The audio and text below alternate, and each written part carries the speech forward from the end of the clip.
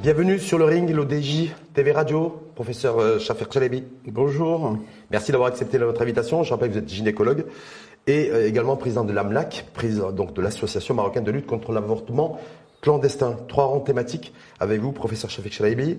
Le tout à la lumière de cette affaire dramatique de viol et de viol collectif en l'occurrence, qui s'est produit fin mars. Et donc cette jeune fille de 11 ans. C'est la date des faits. Donc le jugement qui a été rendu avec un appel suspensif qui a été une nouvelle fois reporté. On va revenir en tout cas là-dessus sur ce ring en 3 rounds avec vous, professeur Chafer Chalabi. Premier round, faut-il juger les juges ou les lois? Donc là aussi vous me direz parce que c'est assez confus dans certains esprits. Deuxième round, légalisation de l'avortement. Si l'avortement était légalisé, est-ce que ce drame aurait pu être évité? Oui. Et le troisième round, réforme du code pénal et de la Moudawana, parce que c'est d'actualité. A priori, c'est dans l'agenda 2023. Est-ce que la légalité de l'IVG, c'est maintenant ou jamais? On y reviendra également, à la lumière aussi de ce combat, le combat d'une vie, votre dernier opus qui vient de sortir, préfacé par Leïla Slimani. Mais on reviendra là-dessus lors de ce troisième round. Premier round, faut-il juger les juges ou les lois, professeur Chafer Chalabi? Oui, alors, bien entendu, vous voulez parler de l'histoire de la jeune fille de 11 ou 12 ans qui a été violée il y a à peu près 1 an, c'était en mars dernier, de l'année dernière, oui, par 3 individus, et de façon répétitive en plus, oui, et qui a engendré, ce viol a engendré une grossesse et une naissance d'un enfant chez une petite fille de 11 ou 12 ans maintenant. Donc c'est absolument dramatique. Il y a de tout dedans. Vous avez le viol, la violence et la grossesse et l'accouchement. Donc il y a tout dans cette histoire. Et il y a aussi la justice qui a été saisie. Et il y a un jugement qui a été 24 mois de prison pour 2 d'entre eux. Tout à fait. Et 18 mois. Mais là, dans cette affaire-là, on l'a vu, vous l'avez vu depuis une dizaine de jours, contestation populaire, des opinions publiques qui se sont mobilisées, des ONG pour dire voilà, il faut. Donc on a vu d'un côté ceux qui appellent à ceux qui ont jugé ou rejugé le juge en tout cas, et d'autres qui disent qu'il faut réviser les lois. Est-ce que vous là-dessus, parce que on va revenir sur l'IVG aussi et sur l'avortement, est-ce que vous dites qu'il faut d'abord juger ce jugement qui a été rendu par ce juge, ou d'abord il faut juger les lois, revoir les lois? Dans cette histoire, c'est les deux. C'est les deux parce que déjà, tout le monde est absolument surpris de ce jugement très clément vis-à-vis de ces 3 individus. Qu'est-ce que c'est 2 années de prison et même 6 mois avec sursis? Est-ce que c'est la première fois, Chafer Chalabi, professeur Chafer Chalabi, qu'on a des jugements de cette nature-là, à ma connaissance, extrêmement light au vu des faits? Je rappelle. À ma connaissance, oui, mais je suis sûr qu'il va y en avoir d'autres, mais qui n'ont pas été aussi médiatisés. Parce que là, il s'agit d'une petite fille, parce que maintenant, les réseaux sociaux sont très actifs et ils ne laissent rien passer. Parce que cette histoire aurait très bien pu, si elle était arrivée il y a une ou 2 décennies, peut-être qu'elle serait passée comme ça et personne n'aurait rien dit. Mais maintenant, les réseaux sociaux et puis aussi la vigilance des associations, de la société civile, etc., fait que elle ne laisse rien passer. Heureusement. Elle ne laisse rien passer, sauf qu'elle a laissé passer des choses, parce que selon une étude qualitative qui a été menée par une ONG, Massektesh, donc c'est ce réseau de femmes militantes, oui, également 80% des peines qui ont été prononcées par les tribunaux suite à des faits quasi identiques, en tout cas de viol, pas forcément de viol collectif, mais de viol avec violence et agression sexuelle, les peines ont toujours été largement en deçà de ce que prévoit la loi. Donc c'est pas la première fois qu'on a un jugement qui est rendu par un Est-ce que vous parlez du Maroc ou de parler? Je parle du Maroc. Du Maroc. Cette étude a été menée chez nous. Donc ça veut dire qu'on est très souvent, dans la majorité des cas, dans une large majorité des cas, professeur Chalabi, lorsqu'un juge se prononce, lorsqu'il y a viol sur mineur, on est toujours en deçà de ce que prévoit la loi. Déjà, vous savez que beaucoup de personnes ne vont même pas déposer plainte. Ça, généralement, c'est déjà ça. C'est les majeurs, ça. Déjà ça, majeur, oui, Ouais. effectivement. Et même mineur. Vous savez que les parents ont peur de la honte, ont peur du déshonneur, donc ils ne vont pas déclarer. Et ils ne vont pas déposer plainte. Et les majeurs aussi, parce que vous savez comment ça se passe quand elle se présente, on la critique sur sa manière de s'habiller, sur pourquoi elle est sortie le soir, Elle a une etc., attitude provocatrice ou pas. Mais et que finalement, quand elle passe en jugement, ben oui, il y a beaucoup de clémence. en tout cas, dans 80% des cas, donc je m'appuie sur l'étude de cette ONG, Massektech, qui a été menée dans 80% des cas de viol, d'agression sexuelle sur les femmes et essentiellement sur les mineurs, ça se solde par des condamnations en deçà de ce que prévoit la loi, sachant que pour un viol avec agression, c'est entre 10 ans et 20 ans. Ça, c'est ce qui est prévu par la loi. Mais généralement, les juges tiennent compte s'appuient sur les circonstances atténuantes. Tout à fait. Où c'est les conditions sociales, là c'est ce qui est en l'occurrence ce qui a été retenu par le juge, ou c'est le fait qu'il n'y ait pas d'antécédent, un casier judiciaire vierge à la matière. Donc dans la majorité des cas, c'est les circonstances atténuantes qui sont retenues pour alléger la peine. Qu'est-ce que vous en pensez, vous? Donc la loi est claire. Dans ce cas précis, on ne sait pas s'il y a défloration ou pas. Et il y a eu défloration. On sait qu'il y a défloration. Oui. Donc, Alors là, il y a eu tout. Viol collectif, violence, défloration et grossesse. Et à la sortie, donc vraiment, il n'y a aucune circonstance atténuante. Mais ici, d'après ce qu'on a lu dans la presse, c'est que le juge aurait pris justement des circonstances atténuantes vu la situation sociale des individus. Le fait qu'il n'y ait pas l'antécédent judiciaire. Oui, et le fait qu'il y ait un point sur lequel je voulais vous interpeller, professeur Shafik Chalabi, le fait qu'aussi cette question du consentement. A priori, après lecture aussi de ce rapport établi par le juge, d'accord, et c'est pas très clair.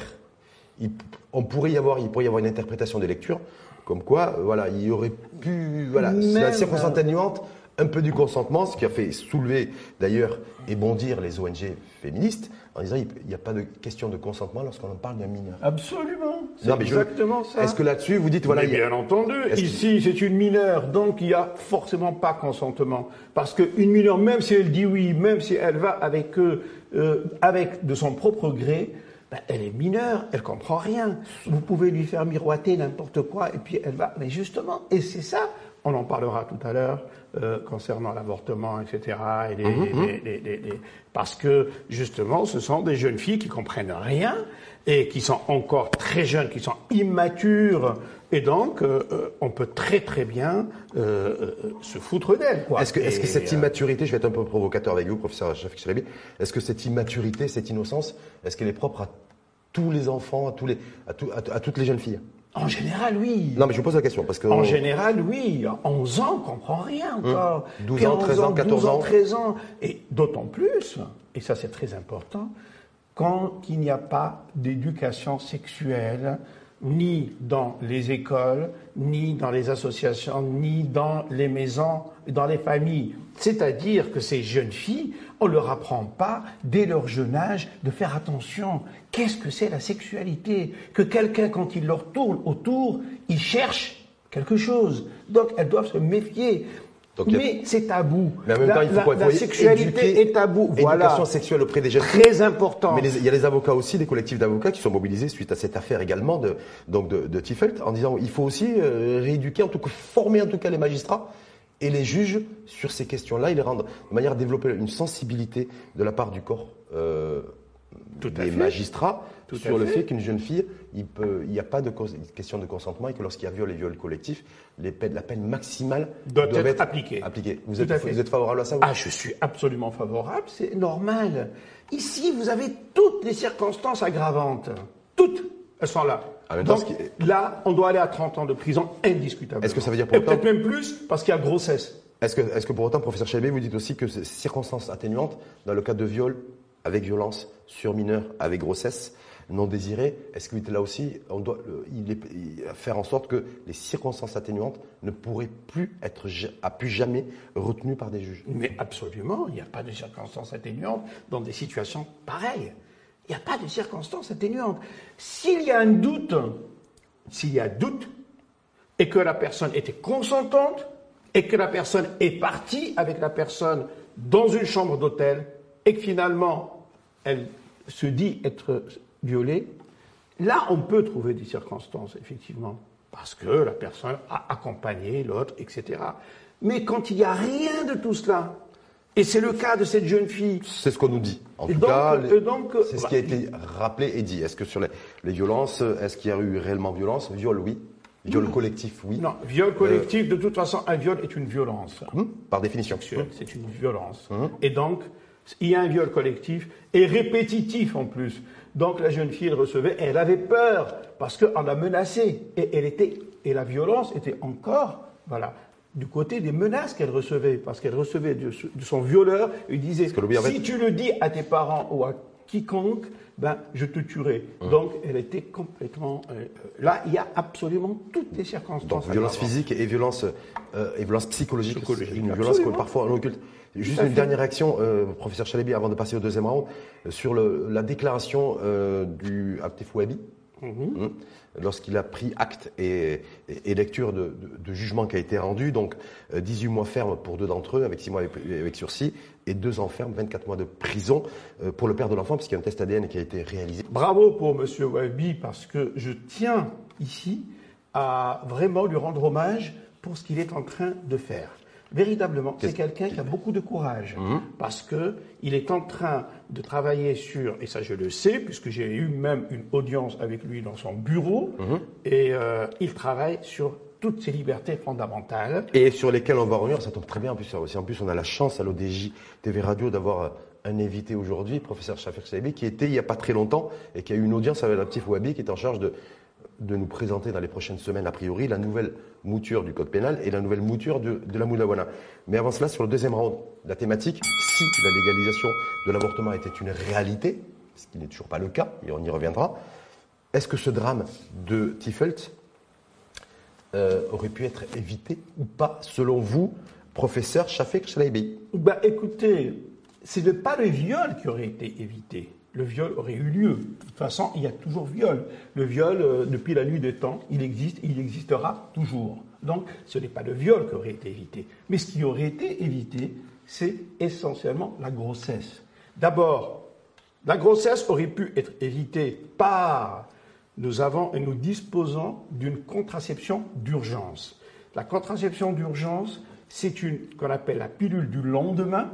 C'est une pilule qui est prise suite à un viol, par exemple, ou bien suite à une personne qui a eu un rapport sexuel qui n'était pas prévu, qui n'était pas protégé par une méthode contraceptive, ou bien par une personne qui a oublié de prendre sa contraception, ou bien encore lors d'un rapport sexuel, par exemple, où il y a eu une déchirure du préservatif.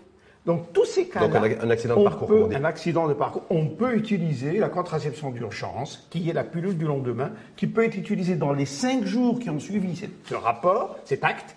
Donc ça, c'est connu. C'est une excellente indication de la contraception d'urgence et le viol. Quand on est une jeune on aurait pu éviter, une partie, c'est-à-dire, vous dites, on aurait pu éviter en partie ce drame. On aurait pu éviter la grossesse. Oui.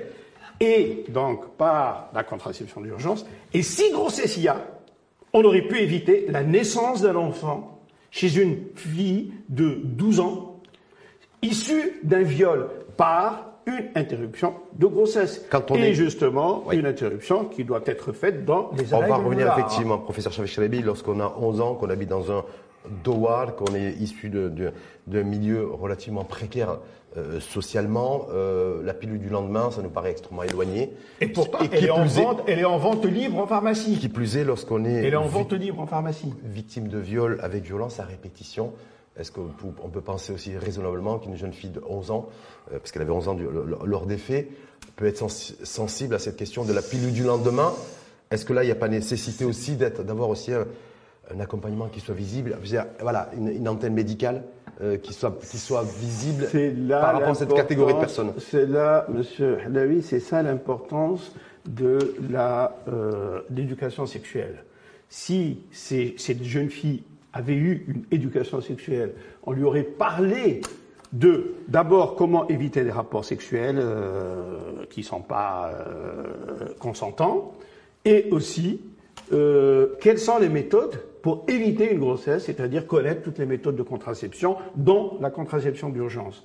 Et si ce n'est pas elle, au moins ses parents ou une association. Si ses parents avaient su l'existence de cette pilule, ils seraient allés directement en pharmacie acheter cette pilule qui coûte 120 dirhams. Donc, alors au moins, on aurait évité la moitié du drame. 120 dirhams. C'est-à-dire la pilule du lendemain, 120 dirhams. 120 dirhams. C'est un budget quand même. Quand on vit dans un douar et qu'on est dans la précarité sociale, la pilule du lendemain, 120 dirhams, et qu'en plus on est perturbé psychologiquement parce que les victimes de viol c'est très peu cher par rapport aux conséquences qu'il y a eu une grossesse et un accouchement. Alors 120 dirhams, je pense que vraiment, si ces personnes-là savaient qu'elles pouvaient prendre une contraception d'urgence, elles auraient au moins évité une grossesse non désirée. Et maintenant que la grossesse non désirée a eu lieu, alors au moins le législateur puisse lui donner le droit d'aller se faire avorter dans la légalité, pas dans la clandestinité. Rappelez-vous de la petite fille de Midelt qui est décédée justement. 14 ans, qui se prénommait Myriam. Absolument. Avortement clandestin qui vous avez fait bondir là-dessus. Absolument. Et à cette époque-là, je me souviens, vous avez fait une déclaration, en tout cas dans la presse, vous êtes toujours très dynamique et en première ligne là-dessus, en disant j'accuse ce gouvernement. Absolument. Est-ce que la valeur aujourd'hui, par rapport à ce nouveau drame, j'accuse ce gouvernement parce qu'il n'a pas donné la possibilité. Vous savez, Monsieur Halawi, que en 2016, l'ancien gouvernement avait adopté une loi. On va revenir là-dessus sur le troisième round et le troisième thème. Mais ça veut dire quoi? Ça veut dire que valeur aujourd'hui, vous dites, même s'il y avait eu un cadre juridique qui légifère sur l'exercice reconnu de l'avortement, de l'interruption volontaire de grossesse, ce qui est plus connu sur le site d'IVG, on n'aurait pas pu éviter ce drame, ou même en partie, parce que le plus important dans ce cas précis, c'est de sensibiliser à l'éducation sexuelle. Absolument. C'est ça. Beaucoup plus que le cas juridique sur l'IVG. Moi, tout ce que je dis, c'est que véritablement, si on avait, si ces personnes-là, cette famille, cette jeune fille, ses parents avaient la possibilité d'aller la faire avorter dans un cadre médical légal, au moins, on aurait évité la moitié du problème. Vous savez, parce que là, maintenant, c'est pas fini pour cette jeune fille. Elle a été violée. Imaginez psychologiquement comment elle va vivre cela toute sa vie.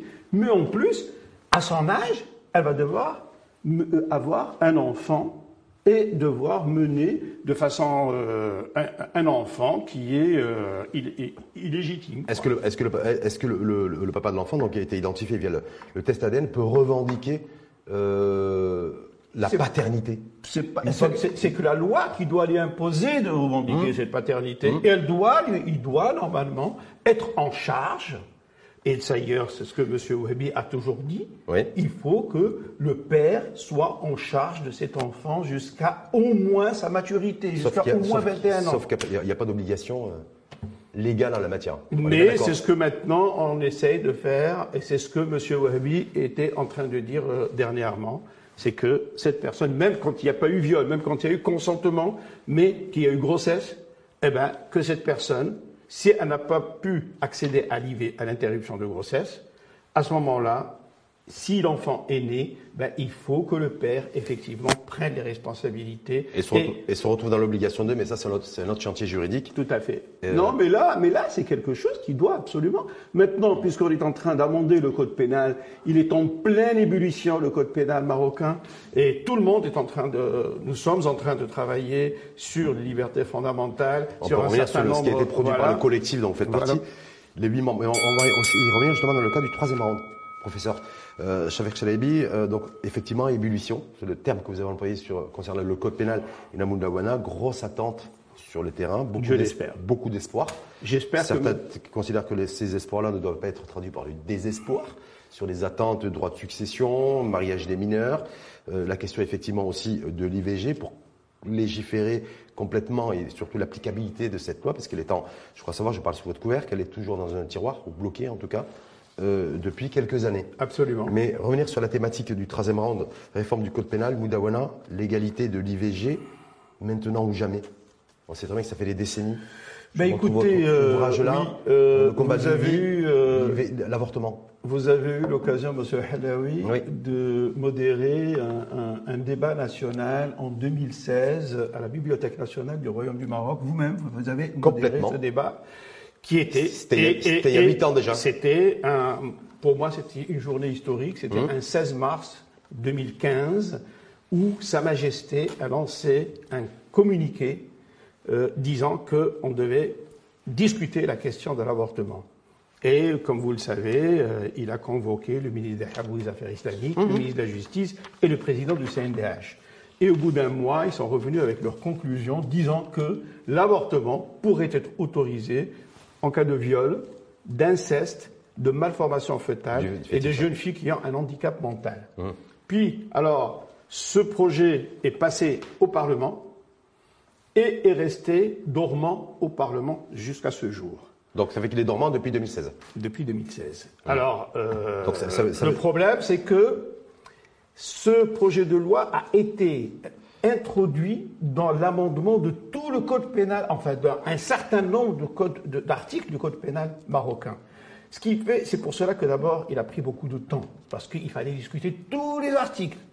Et en plus, il a été bloqué, paraît-il, pas bloqué pour lui-même, mais on a bloqué un autre article du code pénal et on a fait la loi du tout ou rien. C'est-à-dire, soit on fait tout passer, soit on fait rien passer. Est-ce que ça n'a pas bon dos, ça de dire on prend son temps parce qu'il faut tout réviser, réviser tous les articles avant de faire passer cette loi, alors que certains vous diront qu'il y a une absence de volonté politique et que c'est ça essentiellement pour la raison majeure et principale du pourquoi ce projet de loi concernant l'IVG est bloqué depuis 2016, c'est-à-dire depuis 7 ans. Je rappelle qu'il y a des pays où les démocraties sont plus avancées, si je puis dire entre guillemets, et qui ont légiféré là-dessus, dans un sens comme dans l'autre. Mais il a fallu nécessairement que ce soit sourcé, appuyé et porté par une volonté politique. Est-ce que chez nous c'est le cas ou pas? Justement, malheureusement, ce n'est pas le cas, parce que vous avez dit certains pays, c'est pas certains pays, c'est 95% des pays occidentaux, 95% qui ont légalisé l'avortement. Quand on voit en Europe, par exemple, il y a à peine 2 pays qui n'ont pas, c'est la Pologne et le Vatican, 2 États. Alors tous les autres, l'avortement est libre. IVG, interruption volontaire, c'est-à-dire un choix du corps. Au Canada, aux États-Unis, pas dans tous les États. Il y a eu, oui, mais il y a des États qui, même s'ils sont minoritaires, une dizaine d'États sur 40, une dizaine d'États. Et maintenant, alors, j'ai été il y a quelques années en Afrique pour justement un débat sur la question de l'avortement. Il y avait que 2 pays en Afrique où c'était légal. C'était la Tunisie et l'Afrique du Sud. Eh bien, en 4 ans, beaucoup de pays ont travaillé et ont avancé. Le Bénin, le Zimbabwe, le Cap-Vert et d'autres pays. C'est-à-dire que vous dites on est en train de prendre du retard, y compris sur le continent. Le problème, ça y est, a été réglé, ils ont légalisé, ils ont légiféré parce que nous n'avons pas le choix. Le combat d'une vie. Nous n'avons pas le choix. Le combat d'une vie, ça fait des décennies que vous militez là-dessus pour que cet avortement soit légiféré, soit légal et non pas illégal. Vous luttez contre les avortements clandestins, vous les dénoncez. Tout à fait. Depuis des années. Est-ce que vous pensez que cette fois-ci, il y a la volonté politique qui sera exprimée, parce qu'elle sera nécessaire, pour que le droit à l'avortement soit consacré dans le prochain et le futur code pénal, ou vous pensez que même là, ça risque d'être un peu compliqué, parce que je rappelle qu'en 2022, septembre, vous avez ce ton accusateur à l'égard du gouvernement suite à cet avortement clandestin qui a coûté la vie à une jeune fille de 14 ans. Et ce n'est pas la seule. Il y en a eu encore une, et une, voilà. et une autre, et une autre. Est-ce que vous pensez que cette fois-ci, ça sera maintenant ou jamais, l'IVG? Absolument. C'est maintenant ou jamais. Parce que la goutte a déjà fait déborder le vase. Le vase, il est déjà complètement, parce que en voyant ces mortalités que nous sommes en train de voir, en voyant maintenant la mobilité de la société civile pour ses droits fondamentaux, et en voyant aussi un gouvernement maintenant qui est quand même un gouvernement que l'on peut considérer de libéral, de moderniste. C'est avec le PAM et le RNI et même maintenant l'Istiklal qui est beaucoup moins conservateur qu'avant. Donc je pense que c'est vraiment. Mais ça veut dire moment. Quoi? Ça veut dire que ce que vous attendez, vous, professeur Chafik Chalabi, c'est une légalisation totale, sans condition et sans conditionnalité? Non, je pense pas. Non. Vous dites que ce projet de loi qui est bloqué depuis 2016, en fait. Non, je sais que nous sommes encore loin pour le choix du corps et l'IVG total. Non. Mais moi je dis Et ça, je le répète, et c'est pour cela que mon livre s'intitule le 453. Oui. Le 453, c'est l'article du Code pénal qui, lui, c'est le seul article, depuis l'article 449 jusqu'à 457, ils punissent tous l'avortement. Le 453 est le seul article qui ne punit pas l'avortement. Qu'est-ce qu'il dit? Il dit l'avortement n'est pas puni lorsqu'il vise à sauvegarder la vie ou la santé de la femme. Et la santé, ça ne veut pas dire une santé physique, elle a une maladie cardiaque, un cancer, etc. Hop, on peut lui faire une interruption de grossesse. Non, la santé est définie par l'OMS comme étant un état de bien-être physique, psychologique et social. Donc moi je dis, quand la santé physique ou psychologique ou sociale de la femme est menacée, on est en droit de faire. C'est-à-dire, cette femme, elle va faire une dépression, et donc peut-être même elle va aller vers le suicide, donc on est en droit. Même sa situation sociale va se dégrader, elle va être complètement écartée par la société et complètement marginalisée, donc elle est menacée. Alors, dans ces situations-là, et là, on va pouvoir vraiment, sans rentrer dans aucune considération, ni religieuse, ni autre, c'est un problème de santé publique, c'est un problème de santé. Donc cette loi, ce projet de loi bloqué depuis 2016, ce que vous souhaitez avant tout, c'est qu'il soit débloqué en 2023. Je l'espère, parce que les 4 situations qui ont été adoptées par le Conseil de gouvernement que je vous ai cité tout à l'heure, c'est bien, mais c'est pas assez. Ça n'englobe que 10%, peut-être 15% des situations que nous vivons au quotidien. Moi, en tant que médecin, ce que je vois, il y a beaucoup d'autres situations que je vois de grossesse non désirée. Donc, ça ne résout pas. Alors, prenons la santé dans ses composantes, et quand elle est menacée dans ces 3 composantes, alors donnons le droit à cette femme de faire un avortement légal, c'est-à-dire, au lieu d'aller le faire clandestinement, soit par des médecins, mais dans des KGB, c'est-à-dire dans un cabinet médical, pas d'anesthésiste spécialisé qui est à côté, donc avec tous les pas risques, d'asepsie, pas de bloc opératoire. Oui. Et pire encore, ce sont celles qui n'ont pas les moyens d'aller payer chez le médecin et qui vont faire l'avortement clandestin traditionnel, c'est-à-dire chez l'herboriste, chez la faiseuse d'ange, chez des personnes qui ne sont pas du tout et je rappelle également à faire l'avortement. C'est là où on voit des complications graves. Qui ont recours à l'avortement clandestin, elles encourent aussi 2 ans de prison, pour revenir toujours à la loi. Voilà. Merci infiniment à vous, professeur Chafik Chalaibi. Je rappelle président de l'AMLAC, l'association marocaine de lutte contre l'avortement clandestin, gynécologue de métier. Merci à vous. D'accord. Auteur de cet dernier ouvrage, dernier opus, 453. C'est pas le numéro de cellule, hein. Non. Voilà, hein, c'est le numéro de l'article que je suis en train d'essayer pénal de faire de sorte à ce qu'il puisse être amendé. Le combat d'une vie, professeur Chafik Chalaibi, donc aux éditions Marsan.